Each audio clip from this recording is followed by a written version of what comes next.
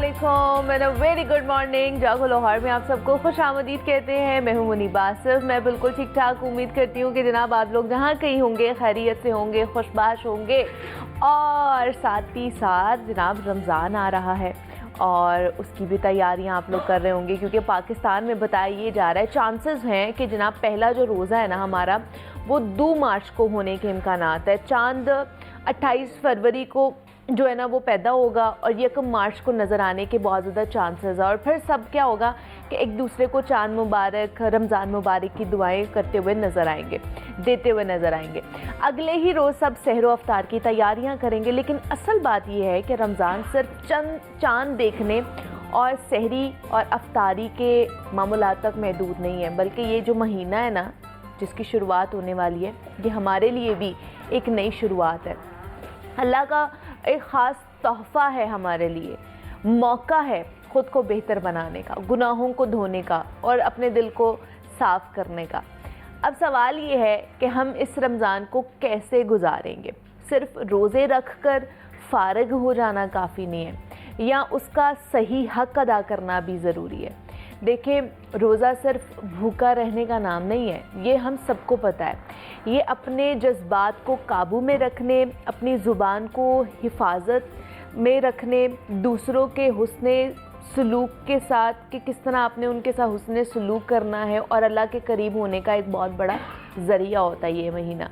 सोचे तो सही कि अगर हम रोज़ा रख कर भी गुस्सा करेंगे, हम किसी का दिल दुखाएंगे, झूठ बोलेंगे या वक्त ज़ाया करेंगे, तो फिर फ़र्क ही क्या है एक आम दिन में और एक रोज़ेदार में, या ये जो पूरे महीने में और एक आम महीने में। ये बिल्कुल ऐसा ही है जैसे किसी ने कोई चीज़ तो ख़रीदी है मगर उसका जो इस्तेमाल है ना उसने वो नहीं सीखा है। और हाँ, ये भी ज़रूरी है कि जनाब आपने सेहत का भी ख्याल रखना है, क्योंकि सहरी में क्या होता है कि पेट भर के खाने के चक्कर में ऐसा ना हो कि दिन भर सुस्ती आपके ऊपर तारी रहे और इफ़्तार में इतना खा लिया जाए कि इबादत करने का भी दिल ही ना करे।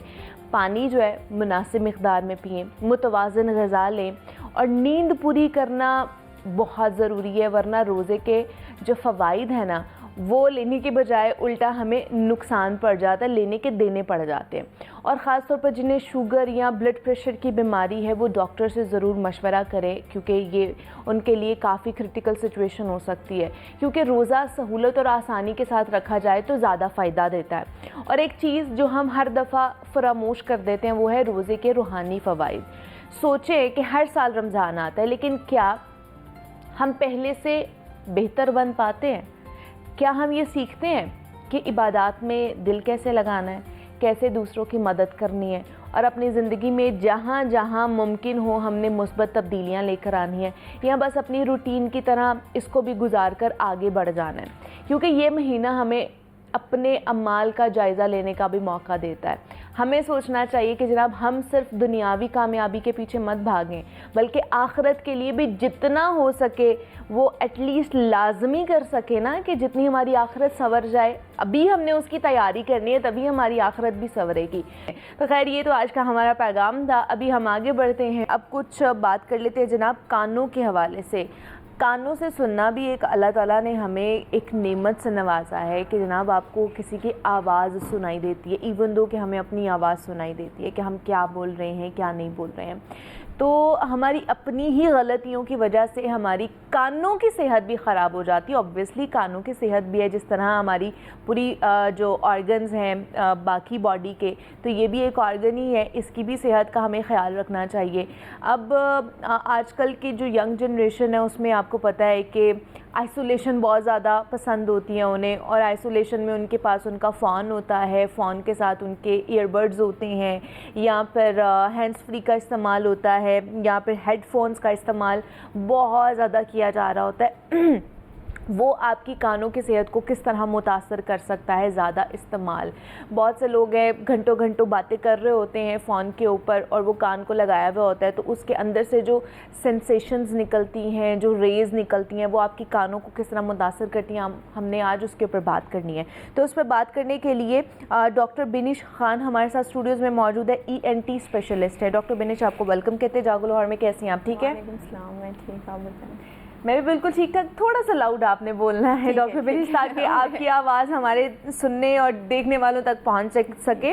तो मुझे बताइए, ये जो हेडफोन्स का इस्तेमाल, हैंड्स फ्री का इस्तेमाल, ईयरबड्स का इस्तेमाल जो हम कर रहे होते हैं, मतलब जिनसे सुन रहे होते हैं हम, वो हमारी कानों की सेहत के लिए कितना नुकसानदेह और कितना ख़तरनाक हो सकता है? ये हमारी कानों की सेहत के लिए बहुत नुकसानदेह है। एक्चुअली इससे ना हमारी जो कान की नर्व होती हैं उसको हम ऑडिटरी नर्व बोलते हैं, वो डैमेज हो जाती है। जो ऑडिटरी नर्व होती है वो ब्रेन के साथ इंटरलिंक्ड होती है, तो वो अगर डैमेज हो जाए तो ऑब्वियसली वो ब्रेन को भी इफ़ेक्ट करती है हमारे। तो इससे जो है काफ़ी ब्रेन की बीमारियां भी हो सकती हैं ऑडिटरी नर्व डैमेज होने की वजह से, और वो परमानेंट भी डैमेज कर सकता है हेयरिंग को। इससे हेयरिंग लॉस हो जाता है, परमानेंट भी डैमेज हो जाता है, वो टेम्प्रेरी भी होता है। टेम्प्रेरी इस तरह से होता है कि पहले स्टार्टिंग में आहिस्ता आहिस्ता डैमेज करता है, फिर बहुत ज़्यादा वर्स में चली जाती है हमारी हेयरिंग। अच्छा, तो लेकिन उसका पता कैसे चलेगा कि मतलब अब हमारी जो हेयरिंग है वो डैमेज हो रही है, या उसमें कोई साइंस एंड सिम्टम्स हो सकते हैं? किस तरह हम उसको आइडेंटिफाई कर सकते हैं? ऑब्वियसली फिर जब बात करते हैं तो वो सुनने में इश्यूज़ होते हैं। आप उनको बोलते हैं थोड़ा सा ऊंचा बात करें, क्योंकि उनको समझ नहीं आती ये चीज़ों की। हर वर्ड्स को वो मिस कर रहे होते हैं, हर जो भी सेंटेंसेस होते हैं वो मिस कर जाते हैं, और फिर कुछ सुनते हैं कुछ नहीं सुनते। दो बंदा आपस में बात कर रहे हैं तो उसकी हमें समझ नहीं आती। इसी से पता लग जाता है कि वो बंदे को इशू स्टार्ट हो गए हैं हेयरिंग लॉस के। तो ये स्टार्टिंग में ही ये इतना ह्यूज डिफरेंस आना शुरू हो जाता है, या स्टार्टिंग में जैसे बहुत से लोग कहते हैं हमारी कानों में आवाज़ सेंसेशन सी होना शुरू हो जाती है, या अजीब आवाज़ आ रही होती है कानों में शुरू में सेंसेशन सी, तो वो क्या उसकी वजह से ही हो रहा होता है? सेंसिटिव भी हो जाते हैं कान बहुत ज़्यादा स्टार्टिंग में, तो ऑब्वियसली सुनता भी सही से नहीं, और फिर टिनाइटस का इशू हो जाता है। रिंगिंग साउंड्स होती हैं कान में, मुसलसल सीटियाँ बजती हैं, उसको टिनाइटस बोलते हैं। आजकल बहुत ज़्यादा इन हो गया है, क्योंकि मेरे पास मोस्टली पेशेंट्स टिनाइटस के रिलेटेड ही आते हैं। इसकी क्या वजह है, इसकी कॉज क्या है? इसका यही है कि हैंड फ्रीज यूज़ करते हैं, बहुत लाउड साउंड पे यूज़ करते हैं। सारी रात लगा के इन्होंने रखे होते हैं अपने कानों में। सो भी जाते हैं अक्सर लोग इसके साथ, तो वो ऑब्वियसली जब रात को उसके साथ सो जाओगे आप, तो वो तो ब्रेन को इफेक्ट करेगा आपके। तो ब्रेन से ही वो साउंड जनरेट होना स्टार्ट हो जाती हैं, फिर जिसको टिनाइटस बोलते हैं हम। ठीक है। तो जब ब्रेन ही कहेगा कि आप मुझ पे इतना बर्डनाइज कर रहे हो, हम इतने लाउड साउंड को देख, तो मैं तो कोई रिस्पॉन्स दूंगा के अगेंस्ट, फिर तो वो टिनाइटस स्टार्ट हो जाता है, उससे फिर चक्कर आने स्टार्ट हो जाते हैं लोगों को, मीनियस डिजीज़ हो जाते हैं, उससे फिर मल्टीपल इश्यूज हो जाते हैं। हेयरिंग भी इफेक्ट होती है, साथ साथ मल्टीपल इश्यूज के साथ हो जाती है। फिर वर्टिगो हो जाता है, और वॉमिट स्टार्ट हो जाती हैं। ये आगे की जो जब बहुत ज़्यादा वर्स हो जाती है ना कंडीशन, तो ये आगे, क्योंकि पेशेंट्स इसी कंप्लेंट के साथ आते हैं कि उनको चक्कर आ रहे हैं, उनको कान में शोर आ रहा है, सुनाई नहीं दे रहा। अच्छा, ये किस वजह से है? ये लाउड साउंड्स की वजह से है, ये हैंड फ्रीज के इस्तेमाल की वजह से है। इन्वायरमेंटल साउंड्स जो होते हैं वो भी, उनसे भी वो बहुत इफेक्ट करता है आपके कान, तो उससे नॉइज़ इंड्यूस्ड हेयरिंग लॉस भी हो जाता है। नॉइज़ इंड्यूस में ये होता है कि हाई फ्रीक्वेंसी पे हाई पिच साउंड बहुत ज़्यादा लाउड हो जाती है कान में, तो वो इंटरनली ऑडिटरी नर्व को कम्प्लीटली डैमेज कर देती है। फिर आपका परमानेंट मेडिकेशन से स्टार्ट में कोशिश करते हैं ठीक हो जाए, बट परमानेंट सोल्यूशन इसका या तो इम्प्लांट हो जाता है, या फिर हम वो उससे डिवाइसेस से उसको फिर बेटर बनाते हैं। ओके, तो इसका अगर स्टार्टिंग में ही इस डिज़ीज़ को या इस कंडीशन को पकड़ लिया जाए, तो क्या मेडिकेशंस के थ्रू या ऐसी कोई टेक्निक्स हैं, या डॉक्टर्स क्या उनको सजेस्ट करते हैं वो क्या करें कि इम्प्लांट की तरफ या वो डिवाइसेस की तरफ ना जाना पड़े, वो पहले ही उसको पकड़ लिया जाए उस बीमारी को? स्टार्टिंग में यही होता है कि हम कहते हैं पेशेंट्स को कि आप ज़रा अपने कानों की सेहत का ख्याल रखें, और हैंड फ्रीज का इस्तेमाल तो बिल्कुल छोड़ दें। कानों को हाई जो इन्वायरमेंटल साउंड्स होती हैं उनसे एयर प्लग्स का इस्तेमाल करें। आजकल एयर प्लग्स जो हैं वो सॉफ्ट प्लग्स होते हैं, कान में लगा लेते हैं, अच्छा। उससे ये होता है कि जो कैनाल होता है वो उससे ब्लॉक हो जाती है एयर प्लग से, तो इंटरनल साउंड वेव ट्रैवल नहीं करती है फिर। अच्छा। तो वो बहुत ज़्यादा लाइक एक जो है हिफाजती तौर पर हम इसको यूज़ कर सकते हैं। उसके अलावा कान को पानी से बचाना होता है और पानी भी ना जाए इसके अंदर, क्योंकि स्टार्टिंग में तो वो स्टार्ट हो जाता है आपका डैमेज। तो आहिस्ता आहिस्ता वो जब अगर आप इसको हिफाजत करेंगे, म्यूज़िक नहीं सुनेंगे और अपने कान को महफूज रखेंगे तो फिर बचा जा सकता है, इसे मज़ीद वर्स कंडीशन नहीं हो सकती है आपकी। अच्छा, मुझे ये बताएं कि एक नॉर्मल पर्सन है, मतलब वो इतना ज़्यादा इस्तेमाल भी नहीं कर रहा हैंड्स फ्री का या इन चीज़ों का, फिर भी वो ऐसी कौन सी गलतियां कर रहा है कि उसकी जो कान की सेहत है वो मुतासर हो रही है? कौन कौन से ऐसे फैक्टर्स हो सकते हैं कि एक नॉर्मल पर्सन जो है ना वो अपनी कान की सेहत को मुतासर कर रहा होता है? नॉर्मल पर्सन या तो वो जो होता है पैदाइशी उसके कान ख़राब होते हैं, कुछ लोगों के पैदाइशी कान ख़राब होते हैं, कॉन्जेनिटल हेयरिंग लॉस उसको बोलते हैं, बर्थ से पहले वो ख़राब होते हैं। ठीक है। उसका तो यही होता है कि जब बच्चा पैदा होता है ना, वो फैमिली हिस्ट्री भी, कज़न मैरिज में भी ये बहुत ज़्यादा इन है हेयरिंग लॉस। कज़न मैरिजेस हो जाते हैं, उसके बाद बच्चे डेफ पैदा होते हैं। डेफ ये होते हैं कि हेयरिंग लॉस उनको होता है। हेयरिंग लॉस में फिर पेरेंट्स को पता नहीं होता कि बच्चे को लॉस है, लेकिन वो टाइम बहुत ज़्यादा वेस्ट कर देते हैं इस पे, क्योंकि स्टार्टिंग में जब ट्रीटमेंट स्टार्ट हो जाए, अर्ली डायग्नोसिस बहुत ज़्यादा ज़रूरी है, अर्ली इंटरवेंशन हम उसको बोलते हैं, क्योंकि स्क्रीनिंग टेस्ट होते हैं बच्चों के। पेरेंट्स ये देखें कि बच्चा आई ब्लिंक कर रहा है कि नहीं साउंड्स पे, पीछे मुड़ के देख रहा है कि नहीं साउंड्स पे, तो वो ऑब्जर्व करें, उसके बाद हेयरिंग स्क्रीनिंग करवाएं। हेयरिंग स्क्रीनिंग में कुछ टेस्ट परफॉर्म होते हैं, उसके बाद पता लगता है कि बच्चे को हेयरिंग लॉस है कि नहीं। आजकल पेरेंट्स बच्चे को 5 इयर्स अबव जब हो जाते हैं फिर आते हैं कि हमारे इसके बच्चे का इलाज कर दे, वो फिर पॉसिबल नहीं होता आफ्टर 5 इयर्स, क्योंकि 5 साल तक स्पीच एंड लैंग्वेज डेवलपमेंट होती है। उसके बाद आपकी जो है किसी भी किस्म का ट्रीटमेंट, कोई कॉक्लियर इम्प्लांट, कोई डिवाइस उसको इफेक्ट नहीं करती। 5 साल से पहले आप इसको ट्रीटमेंट पॉसिबल है उसका। ये नेचुरली होता है। नेचुरल के अलावा अगर आफ्टर बर्थ देखा जाए तो वो हम जो है एक्वायर्ड हेयरिंग लॉस उसको बोलते हैं, वो आफ्टर बर्थ होता है। वो इस तरह से होता है कान में कोई इन्फेक्शन हो जाता है, कान में पर्दे में सुराख हो जाते हैं, जिसको हम परफोरेशन बोलते हैं, उसे रेशा आना स्टार्ट हो जाता है कान से। तो जब रेशा आता है तो वो हेयरिंग लॉस भी उससे डिवेलप हो जाता है कान में। कुछ लोग होते हैं कि एयरबड्स का इस्तेमाल करते हैं। एयरबड्स जो होते हैं वो कान के जो सेहत के लिए बहुत बुरा है, इस तरह से है क्योंकि जब वो इंसर्ट करते हैं कान में तो वो मजीद वैक्स को पुश कर देते हैं। जब पुश करते हैं तो वो टिम्पैनिक मेम्ब्रेन तक चला जाता है। टिम्पैनिक मेम्ब्रेन कान का पर्दा जिसको हम बोलते हैं, तो वो वैक्स जो है वो पर्दे के साथ चिपक के उसको मजीद, वो सेंसिटिव होता है हमारा कान ऑब्वियसली, तो वो कान के पर्दे को डैमेज कर देता है, जिससे रेशा आना स्टार्ट हो जाता है। फिर वो रेशा जो है इतना वर्स हो जाता है, लोग उसको इतना डिले कर देते हैं कि वो दिमाग की जो हड्डियां होती हैं उसके साथ लग जाती है। ओह माय गॉड। जब उसके साथ लग जाती है तो वो उसका ऑपरेट सोल्यूशन होता है, क्योंकि ऑपरेट अगर ना किया जाए तो उसे कैंसर भी बन सकता है। तो ये काफ़ी इश्यूज हो जाते हैं क्योंकि सेंसिटिव हमारा पोर्शन है कान का, तो वो इन्फेक्शन के अलावा हमारे पास कान के पर्दे के पीछे पानी भी होता है, ओटाइटिस मीडिया विद डिफ्यूजन हम बोलते हैं, OME कहते हैं उसको, उससे भी हेयरिंग लॉस हो जाता है। ठीक है। अच्छा, वैक्स का ख्याल रखना चाहिए। तो कैसे सफाई करें ना, कान की सफाई भी करनी है तो ईयर वैक्स भी निकालनी है, तो वो फिर कैसे निकाल सकते हैं अगर हमने ईयरबड का इस्तेमाल नहीं करना? बहुत से लोग तो पता नहीं क्या क्या चाबियां भी मार रहे होते हैं मर्द हजरात, फिर पता नहीं वो पिन भी मार रहे होते हैं, तो ये क्या किस तरह फिर कान की सफाई कर सकते हैं हम? कुछ वैक्स जो होती है वो माइल्ड भी प्रोड्यूस होती है, नेचुरल कान में प्रोड्यूस हो रही होती है, वो कान को कुछ नहीं कहती है, वो कान की सेहत के लिए बेस्ट है माइल्ड वैक्स। लेकिन अगर वैक्स ज़्यादा हो जाए, लॉन्ग टर्म के लिए चला जाए, तो वो सॉफ्ट से हार्ड में कन्वर्ट हो जाती है।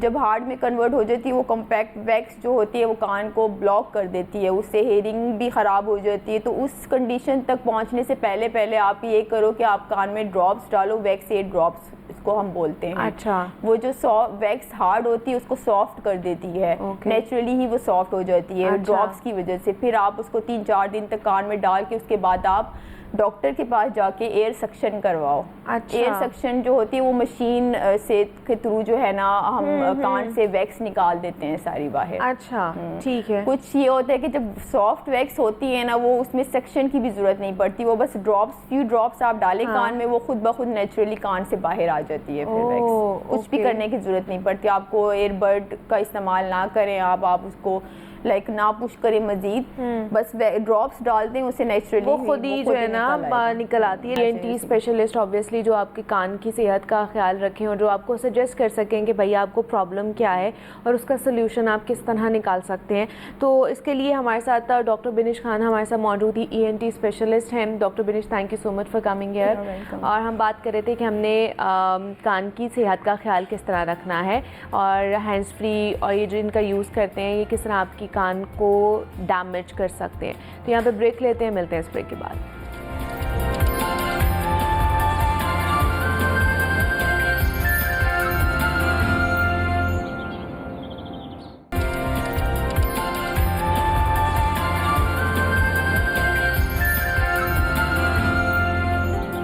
वेलकम बैक टू जागो लाहौर। जनाब, अब मैंने आपकी मुलाकात ऐसे पाकिस्तान के यंग टैलेंट से करवानी है जिन्होंने माइक्रोसॉफ्ट के इमेजिन कप 2025 में हिस्सा लिया।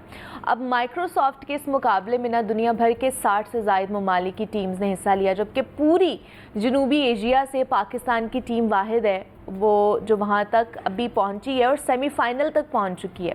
अब ये याद रखें कि जनूबी एशिया में भारत भी आता है, बांग्लादेश जैसे ममालिक भी शामिल हैं जो कि सॉफ्टवेयर इंजीनियरिंग के मैदान में हमसे बहुत ज़्यादा तरक्की याफ्ता हैं, बहुत ज़्यादा आगे हैं। बट उसके बावजूद ना सिर्फ पाकिस्तानी टीम ने वहाँ पर हिस्सा लिया बल्कि अब सेमीफाइनल तक भी वो पहुँच चुके हैं, जो कि हमारे लिए बड़े एजाज़ की बात है। प्राउड है हमारे लिए कि जनाब हमारे जो यंगस्टर्स हैं वो इतना अच्छा काम कर रहे हैं।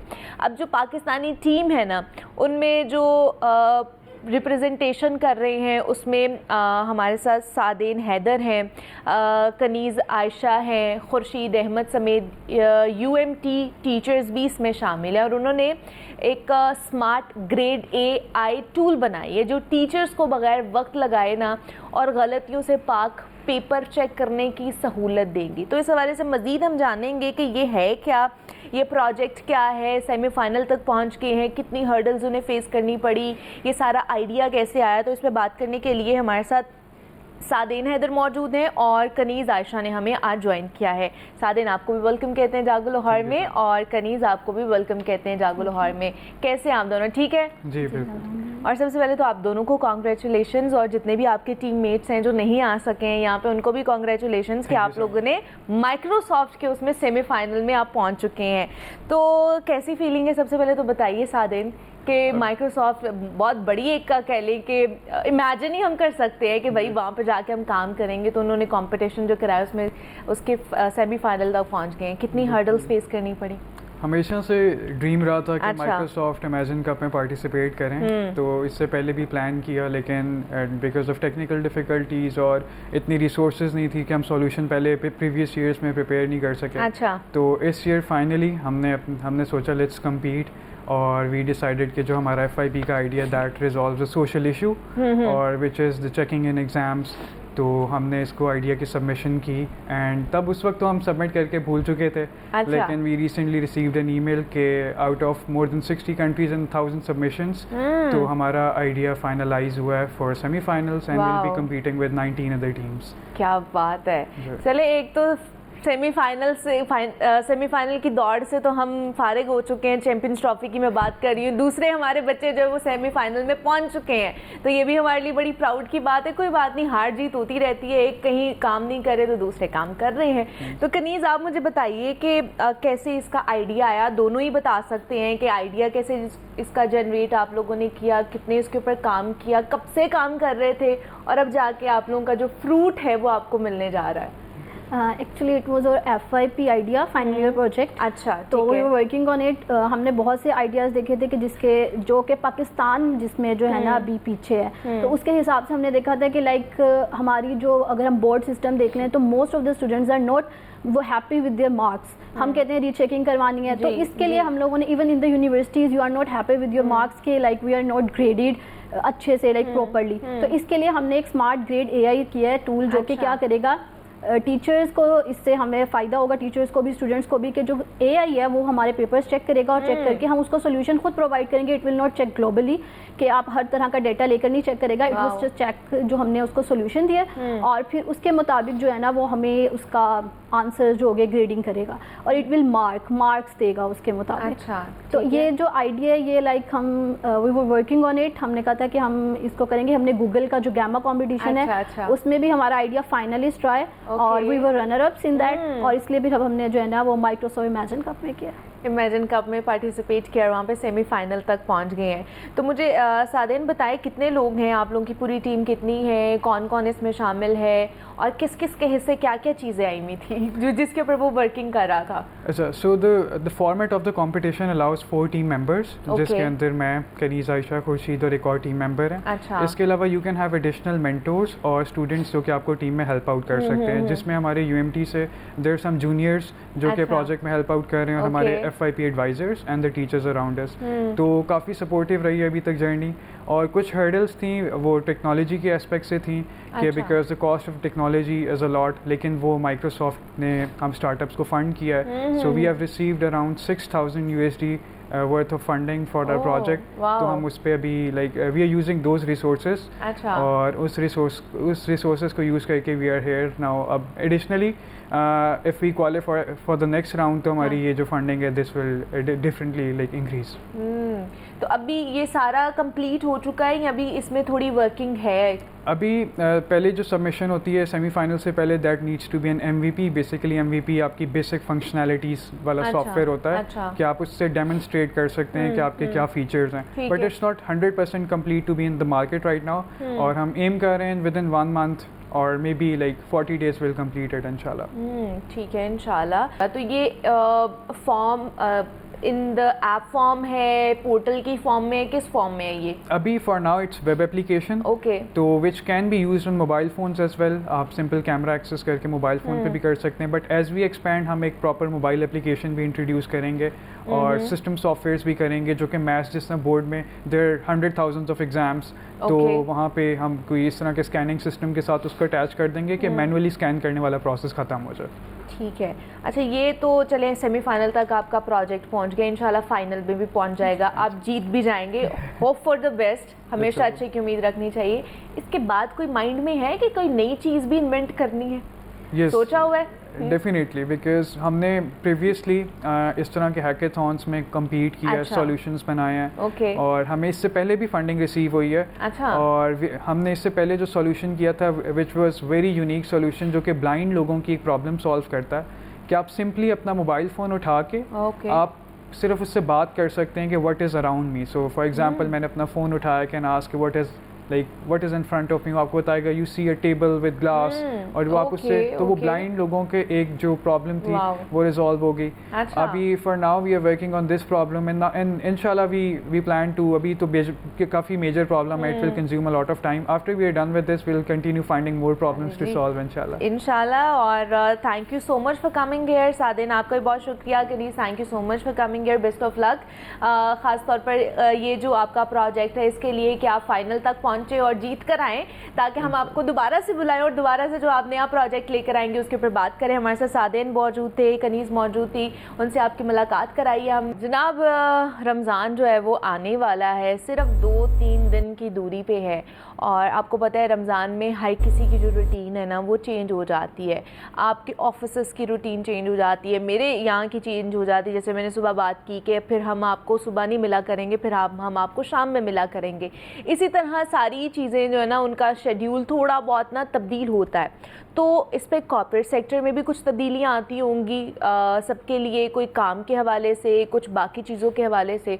तो आज हमने उस पर बात करनी है कि जनाब कॉर्पोरेट लाइफ के अंदर रमज़ान में क्या क्या मामलात होते हैं, किस तरह मैनेज किया जाता है काम को, क्योंकि रमज़ान भी है, रोज़ा भी रखा होता है, फिर आपको पता है बाकी सारी चीज़ें भी चल रही होती हैं। तो इस पर आज हमने बात करनी है और इस पर बात करने के लिए दो मेहमान ने हमें आज ज्वाइन किया है। एमा फवाद साहब को तो आप जानते ही हैं, उनसे तो हम टिप्स एंड ट्रिक्स लेते ही रहते हैं कि किस तरह हमने कॉर्पोरेट लाइफ को बेहतर बनाना है, तो उनसे आपकी मुलाकात कराते हैं। फवाद साहब आपको वेलकम कहते हैं जागो लाहौर में, कैसे हैं आप? ठीक है, आई एम गुड, आप कैसी हैं? मैं भी बिल्कुल ठीक ठाक। और एक और गेस्ट हैं जिन्होंने आज हमें ज्वाइन किया है, जो कि अमरीन अस्करी हैं, और उनसे भी आपकी मुलाकात कराते हैं। अमरीन आपको वेलकम कहते हैं जागो लाहौर में, कैसी हैं आप? ठीक है, थैंक यू सो मच, मैं बिल्कुल ठीक हूँ। तो सबसे पहले तो फवाद साहब मुझे बताइए क्या मामलात, किस तरह की रूटीन होती है रमज़ान में कॉर्पोरेट सेक्टर के अंदर, कॉर्पोरेट लाइफ के अंदर?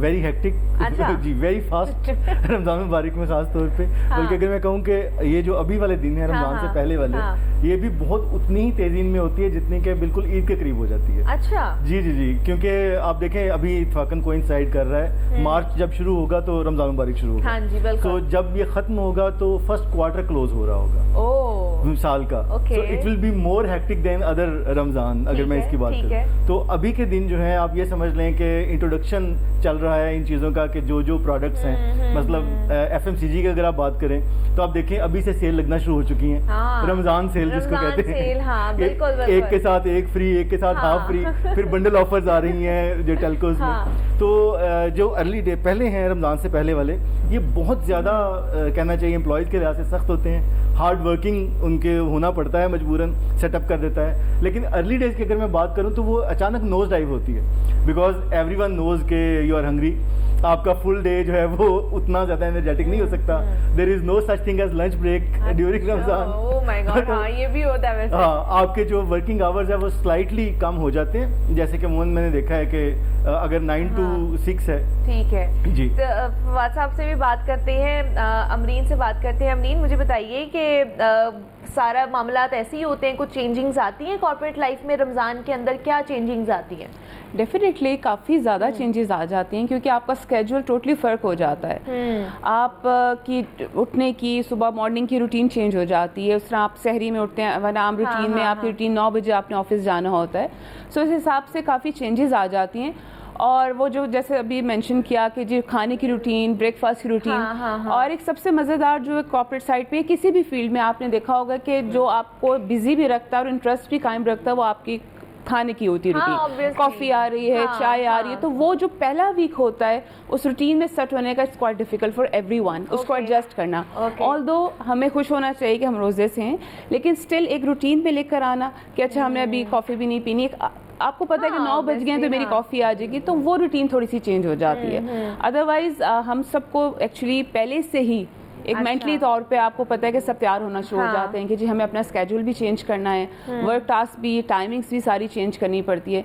तो we have to just according to the timings of the Ramzan basically. Timing वही होती है कि टाइमिंग्स नहीं, बहुत सी जगहों पे अर्ली ऑफ हो जाता है, ठीक है, वो कॉर्पोरेट साइड पे काफ़ी जगहों पे, लेकिन मोस्टली ऐसा होता है जैसे IT हाउसेज है दूसरे के, वो थोड़ा आगे टाइम ले जाते हैं जिसमें उनके ऑफिस में ही उनके इफ्तार टाइमिंग्स होती है, नमाज टाइमिंग्स मैनेज कर ली जाती हैं।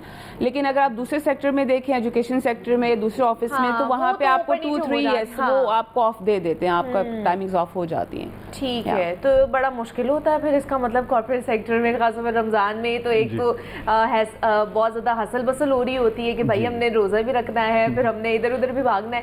टाइमिंग थोड़ी आपको नहीं लगता कम हो जानी चाहिए कि नहीं होती? टाइमिंग हो जाती है। अच्छा, किसी ना किसी ऑर्गेनाइजेशन में होती है? जी, तमाम में नहीं होती, बल्कि अगर मैं 2-3 हिस्सों में करूं, लेट्स से अगर उसके साथ एसोसिएटेड जितने कॉल सेंटर्स इस वक्त पाकिस्तान में, दुनिया में चूंकि सबसे सस्ते कॉल सेंटर्स हैं, दैट इज़ वाई यहाँ पर कॉल सेंटर्स में हायरिंग बहुत होती है। कॉल सेंटर्स में कम नहीं हो रही, उसमें अगर कोई होती भी है तो 1 घंटा हार्डली उसको माइनस करते हैं, और वो ब्रेक का माइनस होता है। ब्रेक होती है इफ्तारी के लिए। सो ब्रेक का माइनस होता है, यानी आप 6-7 घंटे मुसलसल बोल रहे हैं।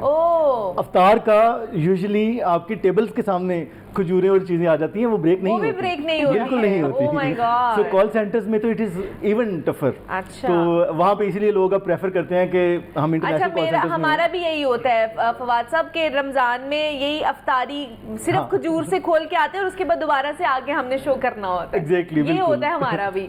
बिल्कुल यही है। तो कॉर्पोरेट सेक्टर में खासतौर पर जैसे मैंने कहा, जो कॉल सेंटर्स हैं या जिनकी जॉब ऐसी डायनेमिक है कि राउंड द क्लॉक है, वहाँ पर ये वाला मामला होता है। अलबत्ता जो डे आवर्स के हैं और खासतौर पे ऑफिस रहने वाले, उनकी यूजुअली टाइमिंग 9 to 3 9 कम हो to जाती है, 3:30 हो ठीक जाती है, है, कम हो ठीक है। जाती है। लेकिन आप देखें जो अगेन यहाँ पर भी माइनस हो रहा है टाइम, वो ब्रेक का ही सिर्फ है। ब्रेक का हो रहा है और वो हाँ, आप और कुछ- एहसान नहीं कर रहे। एग्जैक्टली तो और क्योंकि आप भूखे प्यासे हैं तो हाँ। आपको you have to struggle a lot. अच्छा, भूखे प्यासे होते हुए आपको पता है फिर गुस्सा भी ज्यादा आता है हमारे जी। यहाँ पे, थोड़ा टेम्पर लूज कर जाते हैं हम, जी। तो ऐसे में एम्प्लॉयज के ऊपर क्या असर हो रहा होगा, उनकी मेंटल हेल्थ के ऊपर क्या असर होता है इसमें? देखें शुरू के दिनों में तो बहुत ज़्यादा होता अच्छा। है, बहुत ही ज़्यादा। Every single thing irritates them. आपको अगर दूसरा काम कह दिया तो गुस्से में आ जाते हैं। बॉसेस इसके लिहाज से काफ़ी ज़्यादा उनको होल्ड बैक करना पड़ता है कि ज़रा आराम से मूड देख के किया जाए, हाँ। क्योंकि कुछ लोगों का शुगर लेवल हाँ। जैसे अभी अमरीनाबाद के 9 बजे सेट पैटर्न है कि चाय कॉफ़ी चाय पीनी आनी है। है, हाँ। तो वो जब नहीं अवेलेबल होती ना तो कहीं और गुस्सा निकल रहा होता है। सो अर्ली ऑन ये वाला मसला होता है। लेकिन मैंने देखा है first week, after first week usually things settle down. अच्छा। आप देखें हमने हैबिट्स पे भी जी, जी, एक जी। प्रोग्राम किया था। 6-7 दिनों में जो हैबिट्स की बेसिक फॉर्मेशन है वो हो जाती है, बिल्कुल। And then within 1 days you develop that habit. तो उसके दौरान फिर आप अपने आप को सेटल डाउन कर लेते हैं कि अच्छा ये नई रूटीन है, इसके मुताबिक एडजस्ट करना है, सेल के लिए बाहर भी निकलना है, लोगों के साथ मगजमारी भी करनी है, तो सारा कुछ वो हो जाता है। तो मेंटल हेल्थ पे इम्पैक्ट जरूर होता है। लेकिन मैं समझता हूँ आफ्टर फर्स्ट वीक यही जो रमजान मुबारक के रोजे हैं वो आपको पॉजिटिव कर देते हैं। पॉजिटिव कर देते यू हैं। Know how to struggle with empty stomach. आपको भागना दौड़ना आता है, मेहनत करना आती है, बॉडी अलाइन हो जाती है। और मुनीबा आप जानते हैं पहले ही जो साइंस कहती है कि लंच तो हमने बिला वजह ऐड किया हाँ हुआ है। जी, बिल्कुल, वो ये तो होना ही होना भी नहीं नहीं चाहिए। चाहिए। हाँ, है ही नहीं है ना। Exactly. साइंस में तो है ही नहीं है कहीं पे लंच। तो जब बॉडी को 2 खाने मिलते हैं और वो ठीक तो वो एक ठीक उसके साथ फास्टिंग के साथ पैटर्न से मिल रहे काम होते हैं, करती है। तो बॉडी ट्यून हो जाती है। फिर ये मेंटल हेल्थ के इश्यूज नहीं रहते, अच्छा। बल्कि आपकी स्ट्रेंथ बन जाती है। स्ट्रेंथ बन जाती है, जी। क्योंकि वो आपकी बॉडी को अब यूज टू हो जाती है ना। Exactly. उसको पता चल जाता है भाई अब मैंने इस तरह ही फंक्शन करना है पूरा दिन। अभी मुझे ये बताइए कि एक रूटीन बन जाती है पूरा रमजान आपकी, तो इस पूरी रमज़ान की रूटीन से आफ्टर रमज़ान क्या सीख सकता है कि एम्प्लॉय, कॉर्पोरेट का एम्प्लॉय जो जिसके ऊपर वो अमल दरामद करे तो उनके उसके लिए वो फ़ायदा हो? बिल्कुल। देखिए मुनीबा, जो बेस्ट थिंग जो हम लोग सीखते हैं वो टाइम मैनेजमेंट होती है। क्योंकि आपको टाइमली हर चीज़ करनी होती है। आपको अपने टास्क टारगेट वक्त से पहले ख़त्म करने होता है, आप उसको प्रोलॉन्ग नहीं कर सकते। क्योंकि आपको भी पता है कि सेकंड हाफ थोड़ा सा लेजी हो जाता है। फर्स्ट हाफ में आप फिर फ्रेश होते हैं कि चले मैं टास्क कर लूँ, लेकिन सेकंड हाफ में अगर जब कोई चीज़ आती है तो ऑटोमेटिकली ब्रेन हमें थोड़ा सा हमारा ड्रेन हो जाता है, बॉडी थोड़ी सी आपको पता है लेजी हो जाती है कि अच्छा मुझे भी टास्क करना है। तो बेस्ट थिंग कि आप अपने टाइम को मैनेज करें। ओके, ठीक है। और ये मैनेजमेंट हमें आ जाती है कि इस टाइम पे इफ्तारी टाइम है, इस टाइम पे खाने का टाइम है, तो वो बेनिफिट बाद में ऐसे करते हैं कि बहुत से लोग उस स्केड्यूल को आगे भी फॉलो करते हैं। मैंने कई दफ़ा उस चीज़ को फॉलो किया कि ये अच्छी टाइमिंग्स हैं कि इस टाइम पे आप 5-6 बजे आप इफ्तार करके फ्री हो जाते हैं और फिर आप अर्ली मॉर्निंग खा रहे हो। जैसे उन्होंने अहमद ने भी कहा कि हम वैसे भी इस्लाम है कि जी आप हमें दोपहर का खाना ज़रूरी नहीं होता खाना। सो वो एक आपकी ना एक तरह से एक्टिव लाइफ रहती है। बहुत से लोग वॉक करने चले जाते हैं, एक अच्छी आप टाइम मैनेज कर सकते हैं। So basically that what I have learn from this कि हमने टाइम को मैनेज किया। अच्छा। सो आई वुड सजेस्ट कि जो लोग भी जब रमज़ान आ रहा है तो उसमें देख लें कि आपके जो हैवी टास्क हैं या जो अर्जेंट और आपके प्रायोरिटी किस तरह से आप प्रायोरिटी देते हैं अपने काम को, वो काम पहले हाफ में उसको फिनिश करने की कोशिश करें। पेंडिंग ना करें, ओवरवर्क ना करें, क्योंकि आपको पता है कि ये जैसा खा के जी आपको जब प्रॉपर चीज़ें नहीं मिल रही होती तो फिर गुस्सा आता है, स्ट्रेस लेवल हाई हो जाता है, फिर लोग कहते हैं अच्छा कब रमज़ान ख़त्म होगा। So we should enjoy Ramzan कि आज रोज़ा है। एक आपको पता है ये अलग ही इन्वायरमेंट हो जाता है हर तरफ। सो उसको इंजॉय करें।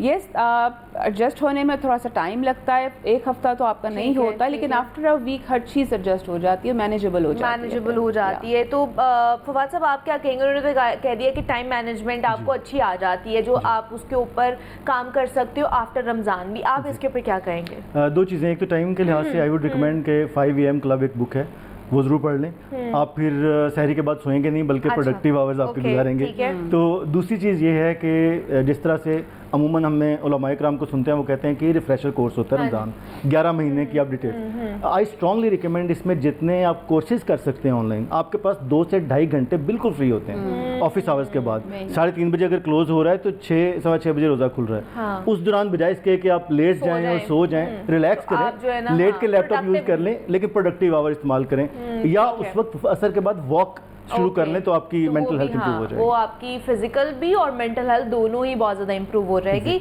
तो हमने सारी चीज़ों को नटशेल में जो है ना हमने वो बंद कर दिया है कि हमने रमज़ान किस तरह गुजारना है अगर आप कॉर्पोरेट सेक्टर में काम कर रहे हैं। तो अहमद फवाद साहब हमारे साथ मौजूद थे, अमदीन हमारे साथ मौजूद थे। आप दोनों का बहुत शुक्रिया कि आप यहाँ पर आए। ब्रेक लेते हैं, यहाँ पर मिलते हैं इस ब्रेक के बाद।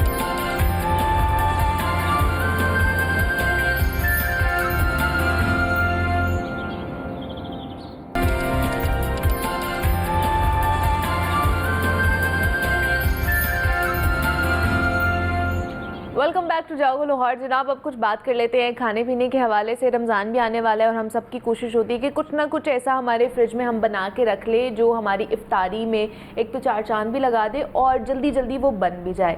तो आज हम थोड़ा सा फास्ट फूड के हवाले से बात करेंगे। देसी कुजीन के बारे में बहुत हमने सेगमेंट्स किए, उनके ऊपर हमने टिप्स भी ली, कि उसकी रेसिपीज़ भी जानने की कोशिश की। अब फास्ट फूड के बारे में तासुर ये होता है कि जनाब उसको सेहतमंद चीज़ों में शुमार नहीं किया जाता, जिसमें सैंडविचेस, बर्गर्स वगैरह ये सारी चीज़ें आ जाती हैं।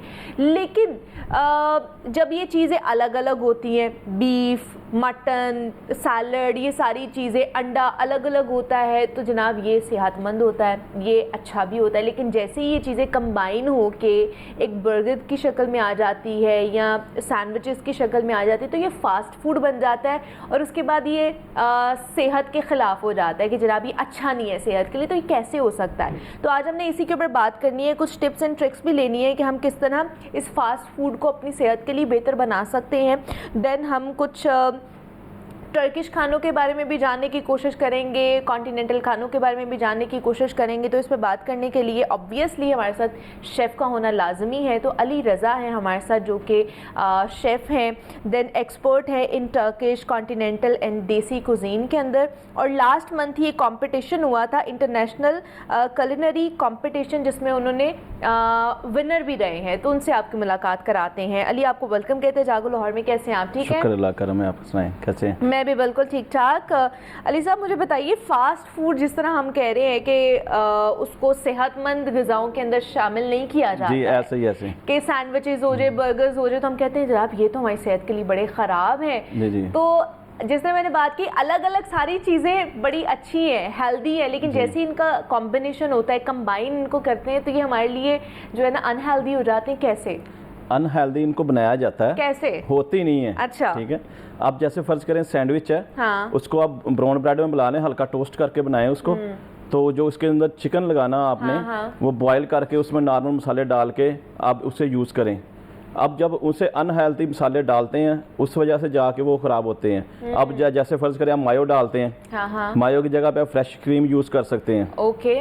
मायो आपको पता होगा सेहत के लिए अच्छी नहीं है, तो इसलिए आप उसमें फ्रेश क्रीम डाल के, केचप जो सादा सही बनी हुई है वो डाल लें, तो उससे परफेक्ट बनेगा वो। ठीक है। और ब्राउन ब्रेड के साथ? ब्राउन ब्रेड के साथ उसमें आप सैलड की मकदार थोड़ी ज़्यादा रखें। अच्छा। सैलड लोग बहुत कम लाइक करते हैं, तो उसमें आप ग्रीन सैलड ज़रा एक्स्ट्रा डाल के तो आप खाएं, तो आपको इंशाल्लाह सेहत के खिलाफ नहीं होगा वो। ठीक है, कि आपकी फास्ट फूड की क्रेविंग भी हो जाएगी पूरी, और वो आपका जो है ना सेहत के खिलाफ भी नहीं होगा, कॉम्प्रोमाइज भी नहीं करेगा। अब बर्गर्स के बारे में खास तौर पर ये होता है कि जो उसकी पैटी है उसको फ्राई किया जाता है, डीप फ्राई किया जाता है, तो वो ज़्यादा कह लें कि सेहत ख़राब कर रही होती है। तो उसके लिए कोई हमें टिप्स एंड ट्रिक्स बताएं, हम बर्गर्स घर में किस तरह बना सकते हैं? बर्गर आपने बनाना है तो बर्गर बंद आप लें। अच्छा। उसमें आप जो आपने डीप फ्राई करना ना, वो ना करें, उसको करें जो पैटी है, जी, पैटी को डीप फ्राई नहीं करना आपने, उसको शैलो फ्राई कर ली। अच्छा। या उसको एयर फ्रायर करें। अच्छा। सबसे बेस्ट जो चीज़ है एयर फ्रायर है। ठीक है। उसमें आप एयर फ्राई करके उसमें लगाएं। हाँ। मायो की जगह पे क्रीम, केचप ये लगा लें और सॉसेस लगा लें। अच्छा। तो वो बहुत सेहत के लिए अच्छा होगा। किस तरह की सॉसेस लगा सकते हैं हम? डिफरेंट सॉसेस जी, डिफरेंट सॉसेज जो मार्केट में मिलती हैं, तो किसी अच्छे ब्रांड की सॉसेज लगा के उसको आप खा सकते हैं। अच्छा, थोड़ा सा ये पैटी का बारे में बताइए हमें, जो बर्गर्स के अंदर यूज़ होती है पैटी, वो घर में किस तरह बना सकते हैं? बिकॉज बाहर वाली आपको पता है कि वो पैकेट में मिलती है, पैटीज हमें बर्गर्स वाली मिलती हैं, तो वो भी सही नहीं है हमारी सेहत के लिए। हाँ जी। तो उसके अंदर बहुत सारी नमक का भी ज़्यादा इस्तेमाल होता है, बाकी प्रिजर्वेटिव्स भी डाले जाते हैं। तो घर में हम पैटी बना सकते हैं? किस तरह बना सकते हैं? बहुत ईजीली है जी। चिकन को फर्स्ट टाइम उसको बॉयल करें। अच्छा। बॉयल करके उसके रेशे कर लें। ठीक है, उसको श्रेड कर लिया आपने। श्रेड करके उसमें लाइट से मसाले डालने हैं, नमक और ब्लैक पेपर। ओके। थोड़ा सा उसमें कलवंजी डाल लें। अच्छा। और जवैन। अच्छा। और ये सबसे अच्छी रेसिपी ये है कि इसमें क्वालिटी ये है कि ये रमज़ान में ना, हाँ। आप कोई भी चीज़ बनाएंगे ना इस तरह की, उसमें जवैन और कलवंजी लाजमी डालनी है आपने। क्यों? इसका क्या फ़ायदा है? उसका वो ये आपके मैदे पे बोझ नहीं बनेगी। ओह जी, सही है। ठीक है। तो ये आप बिल्कुल इजीली है। उसमें एक एग मिक्स करें, उसको बना के मिक्स करके रख लें पैटी, 2-4 दिन आप उसको इजीली इस्तेमाल कर सकते हैं। ठीक है, उसको मिक्स करके और उसकी पैटी बना के हम रख सकते हैं उसको। और कितनी दिन तक ये चल सकती है? ये 2 दिन तक आप इजीली चला सकते हैं। तो उसके बाद बनानी फ्रेश पड़ेगी, बनानी पड़ेगी जी, आपको। अच्छा, बहुत से लोग हैं जैसे शामियाँ या कटलेट्स वगैरह, ये भी रमज़ान के लिए आपको पता है बना के रख सकते जी, हैं, जी। तो उसके लिए क्या रेसिपीज़ या क्या तरकीब हो सकती है? वो भी बिल्कुल ईजी है। आप दाल की शामी बनाएं, हाँ वो लोग पोटैटो की भी बनाते हैं। हाँ जी।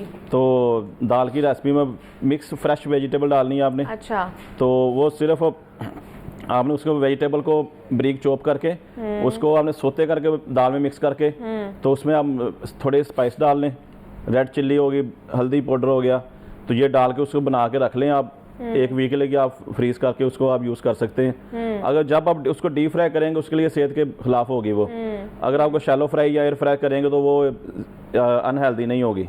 अच्छा, उसको शैलो फ्राई यहाँ पे एयर फ्राई कर लें, वो ज़्यादा बेहतर है? जी, वो बेहतर है। ठीक है। वो उसके अलावा ऑब्वियसली डीप फ्राई करेंगे तो वो ज़्यादा ऑयल में पकती है, और ऑयल आपको पता है कि आपके लिए मुज़रे सेहत बहुत ज़्यादा है आजकल, तो ऑयल कम इस्तेमाल करना चाहिए। जी। अब आपकी एक्सपर्टीज़ है टर्किश कुजीन है, कॉन्टिनेंटल है, देसी है, तो इनमें क्या क्या अच्छा बनाते हैं आप? टर्किश की बात करें तो टर्किश में आप क्या क्या अच्छा बनाते हैं? मैं सबसे अच्छा बाबा गनूश बनाता हूँ। बाबा गनूश? जी। ये क्या है बाबा गनूश? और उसके बाद पेरी पेरी चिकन। अच्छा। हाँ जी। तो बाबा गनूश एक तुर्किश डिश है। हाँ। उसमें ये मीठा है, ये क्या है? स्पाइस है। अच्छा, ये स्पाइस है। तुर्किश डिश में तकरीबन 90% स्पाइसी है। अच्छा। हाँ जी। तुर्श हाँ। उसमें स्पाइस आता है सारा। हाँ। उसमें चिकन, पोटैटो, अच्छा, और बेल पेपर कलरफुल। ओके। इसको यूज़ करके हम बनाते हैं उसका। ठीक है। हाँ जी। ये रेसिपी है पूरी? जी, उसकी रेसिपी है। उसमें मिक्स वेजिटेबल होती हैं, तो उसको बेक करके शैलो फ्राई करके तो इसका बनता ही है। अच्छा। और इसके अलावा क्या बनाते हैं आप टर्किश में? उसमें peri peri chicken, peri peri sauce. अच्छा। और उसके बाद पेरी पेरी राइस, जो सबसे फेमस है तुर्किश फूड में। अच्छा, टर्किश के। जी। ठीक है। और उसके बाद जो है इसकी पेरी पेरी, उसमें तुर्किश में बारबेक्यू है उनका। अच्छा, ठीक है। हाँ जी, वो हमारे पाकिस्तान से बारबेक्यू से काफ़ी डिफरेंट है। अच्छा, उनका हमारी तरह का बारबेक्यू नहीं है? नहीं, थोड़ा सा बस मिलता जुलता, लेकिन बहुत डिफरेंट है उनका। अच्छा। हाँ जी। हम तो यहाँ पे पेरी पेरी बाइट्स भी खाते हैं, वो खाते हैं कि नहीं खाते? नहीं, वो नहीं खाते ऐसी चीजें। अच्छा। हाँ जी। तो आप उनका पेरी पेरी चिकन कैसे बनाते हैं, थोड़ा हमें भी बताएं, हम भी जरा रमजान में बना के खा के देखें कि टर्किश लोग कैसे खाते हैं peri peri chicken. Peri peri chicken को मैरिनेट करना है पेरी पेरी सॉस में। अच्छा, वो मार्केट से जो मिलती है उसमें कर दें? नहीं, या खुद बनानी है? अपनी बना लें। अच्छा, कैसे बनानी peri peri sauce? Peri peri sauce ये कलर ले लेनी है, बेल पेपर लेने हैं। अच्छा। उनको शैलो फ्राई करके उसको बेक करना है। बेक करके उनको ग्राइंड करना है। अच्छा। ग्राइंड करके उसमें हल्की सी नमक, हल्दी और लेमन डालने हैं। ओके। वो ग्राइंड करके वो पेरी पेरी सॉस रेडी होगी। ठीक है। उसके बाद लेना चिकन। ठीक है। चिकन में वो पेरी पेरी सॉस को मैरिनेट करना, तो उसको 4 घंटे के लिए छोड़ देना। 4 घंटे के लिए जैसे हम बनाते हैं ना बैम्बो स्टिक में वेजिटेबल लगा के। हाँ। ठीक है। तो उसको शैलो फ्राई कर लेना बाद में। ठीक है। तो उनका वो पेरी पेरी चिकन बनता है, बड़ा मजे का। वाह जी वाह, क्या बात है। तो मुझे बताएं, लास्ट मंथ कंपटीशन हुआ, उसमें आपने जो है ना गोल्ड मेडल किया है। जी, गोल्ड मेडल लिया है वहाँ पे। वाह जी वाह, क्या बात है। तो उसमें ऐसी कौन सी आपने डिश बनाई थी जो कि इतनी ज्यादा जजेस को पसंद आई? वहाँ पे अल्हम्दुलिल्लाह 56 के करीब कंट्रीज थी वहाँ पे। अच्छा। ये रॉयल पाम में हुआ कंपटीशन। रॉयल पाम में हुआ, ओके। तो वहाँ पे कैटेगरी होती हैं, पहले ट्रायल होते हैं, उसके बाद वो सिलेक्ट करते हैं कंपटीशन के लिए। इंटरनेशनल कंपटीशन था ना ये। अच्छा। तो जो मैंने डिश बनाई थी, मैं चिकन रोलाट बनाया था प्रोटीन में। चिकन गुलाट? रोलाट। जी, अच्छा, प्रोटीन में। ओके। तो अल्हम्दुलिल्लाह इंटरनेशनल जजों ने वो चेक किया। अच्छा। हाँ जी, फिर उन्होंने मुझे विनर करा के दिया। क्या बात है। तो इसमें पूरी कंपटीशन में कितनी आपने डिशेस बनाई हैं? पूरी कंपटीशन में कोई 10 से 12 बनाई थी मैंने। क्या बात हाँ है। जी। क्या बात मुख्तलिफ टाइप पहले ट्रायल होते हैं। ट्रायल के बाद वो सिलेक्ट करते हैं कि मेन कोर्स में, ब्लैक बॉक्स में वो कैटेगरी होती हैं। अच्छा। हाँ जी, बेस्ट कुजीन ऑफ पाकिस्तान आपकी निकली? जी। क्या बात है जनाब। अली रज़ा हमारे साथ मौजूद थे, शेफ़ हैं, और आज उन्होंने बताया है कि आप बर्गर्स या फिर सैंडविचेज़ या फिर अगर फ़ास्ट फूड के शौकीन हैं तो आप उसको घर में किस तरह प्रिपेयर कर सकते हैं, और रमज़ान में भी आप उनको किस तरह रख सकते हैं जो कि आपको ईज़िली आप उनको तैयार करके और अपनी इफ्तारी में सर्व कर सकते हैं। तो अली साहब, बहुत शुक्रिया आपके वक्त का कि आप यहाँ पर आए।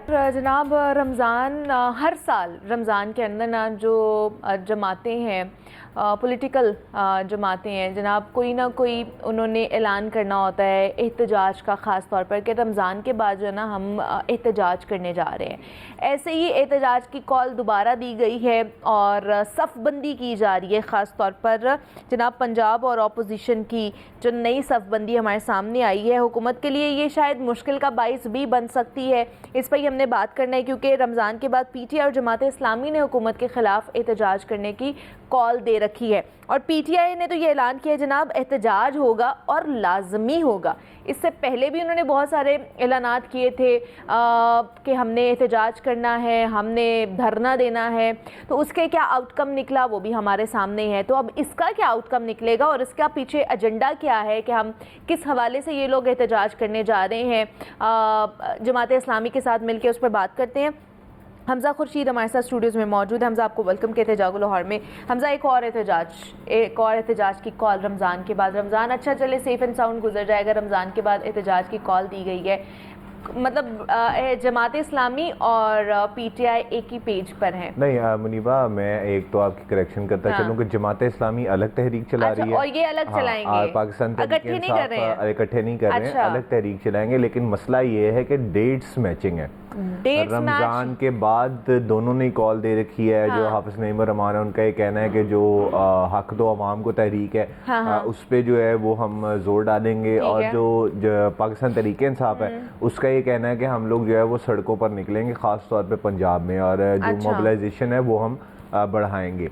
तो वैसे तो अमूमी तौर पे देखा ही जाता है कि हर रमज़ान के बाद जो अपोजिशन में सियासी जमात होती है उसका यही होता है कि हम जो है वो रमज़ान के बाद आपको बताएंगे कि क्या मामला होता है, लेकिन अमूमी तौर पे देखा कुछ नहीं जाता। लेकिन अभी अगर आप देखें जो सियासी पारा है उस हिसाब से जो चीज़ें हैं वो जा भी सकती हैं रमज़ान के बाद जो तहरीकें हैं वो शुरू होने पर, क्योंकि वो देखें कि बड़ा एक आइडियल मौसम होता है, ना बहुत ज़्यादा गर्मी होती है ना बहुत ज़्यादा सर्दी होती है, सड़कों में बैठने में मसाइल ज़्यादा नहीं होते, और जो खुशगवार मौसम है वो एहतजाजों में बड़ा ज़्यादा काउंट करता है। अब देखें, अब जो इस टाइम जो सूरत हाल चल रही है, तकरीबन महीने में जो है वो दोपहर में ज़्यादा गर्मी होगी, लेकिन अगर शाम की तरफ बैठा जाए तो मौसम जो है वो ठीक होगा। अभी जो है अगर आप देखें, अगर अभी कॉल दी जाए तो अभी रातें ठंडी हैं, इस वजह से सड़कों पर बैठने में मसला हो सकता है। तो ये वक्त जो है वो सियासी जमातें बड़ा देखभाल कर चुनती हैं, क्योंकि एहतजाज जो है वो करने होते हैं। आप जो अगर आप बात करें तहरीक की, तो जमात इस्लामी जो है उनकी तहरीक पहले से चलती आ रही है, जिसके सिलसिले में पहले भी उन्होंने किया है। वो अब उनका ये कहना है कि महंगी बिजली, IPPs और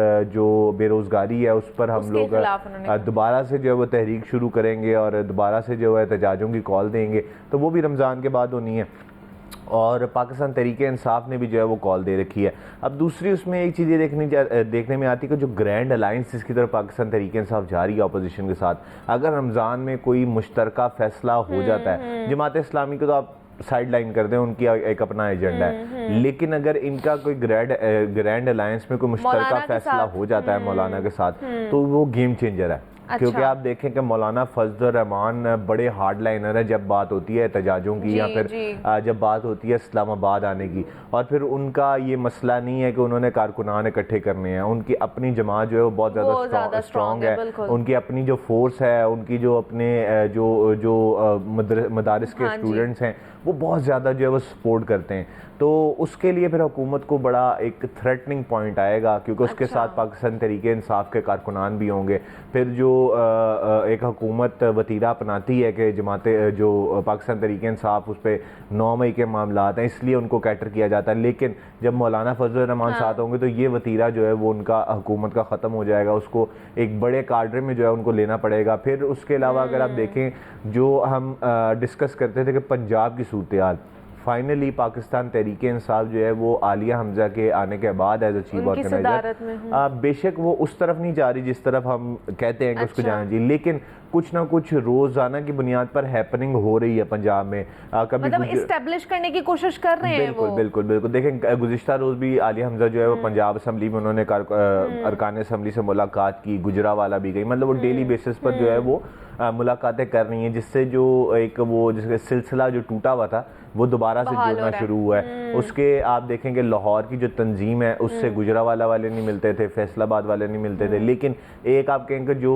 ज्वाइन करने वाला पॉइंट है आलिया हमजा, वो एक अच्छा स्टेप है पाकिस्तान तहरीक इंसाफ की जानिब से। फिर अकमल खान बारी ने जो है 22 मार्च का एहतजाज जो जलसा है उसकी भी कॉल दी हुई है, उसके लिए भी आवाम को मोबिलाइज किया जा रहा है। तो एक जो पंजाब वाली साइड पाकिस्तान तहरीके इंसाफ की तो बिल्कुल डेड हो गई थी, हाँ। वो एक दफ़ा दोबारा रीएक्टिवेट होना शुरू हुई है। उसको वर्कर कन्वेंशंस में तब्दील किया जा रहा है, मीटिंग्स में तब्दील किया जा रहा है। तो ये अगर एक मोमेंटम बन गया, क्योंकि सारी जो गेम है वो मोमेंटम की होती है, अगर मोमेंटम बन गया तो फिर हुकूमत को जो है वो मुश्किलात का सामना होगा, आ सकती है। क्योंकि उसमें देखें कि एक तो बड़ी जमातें हैं, मौलाना फजल रहमान बड़ी जमात हैं, महमूद खान अचकज़ई उनकी एक अच्छी फॉलोइंग है और स्ट्रॉन्ग पुराने सियासतदान हैं, उनको पता है कि कौन सा तीर किस तरह कहाँ पर चलाना है और कहाँ पर नहीं चलाना। और पाकिस्तान तहरीक इंसाफ का मेन जो मसला है वो यही है कि उनको ये नहीं पता कि हमने कौन सा तीर कहाँ चलाना है,